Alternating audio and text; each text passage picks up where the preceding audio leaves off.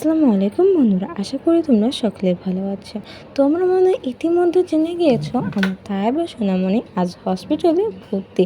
আমার তায়েবা সোনামণি তো অনেক ভদ্র, তাই এই বয়সে দেখুন কতবারই না তার হসপিটালে ভর্তি হতে হয়েছে। সে আমার ছোট বোনের অনেকগুলো ওষুধ খেয়ে ফেলেছে, অনেক উপরেই রাখা ছিল, তা সে কিভাবে লাগিয়েছে আমরা কেউ জানি না।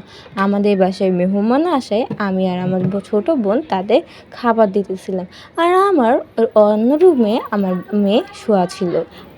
সেদিন বৃষ্টি পড়ার কারণে সে স্কুল থেকে ভিজে ভিজে আসছে, তার মাথায় এত পরিমাণে ব্যথা ছিল তার বলার মতো না। সে আমার তাইবা সোনামণি দরজা লাগিয়েছে, সে ওষুধ খেয়েছে, ভেঙেছে, এরপর এত টাকাটাকি করছি তার কিছুই মনে নেই। তারপর আমার তাইবা সোনামণি খুঁজছে, দেখুন তার এই কীর্তি, সে এখন হসপিটালে ভর্তি। তার অনেক কান্নাকাটি করায় সে এখন হসপিটালের সামনে হাঁটাহাঁটি করছে। আমরা হসপিটালে ছিলাম, ঢাকা সরোয়ার্দী উদ্যান হসপিটালে।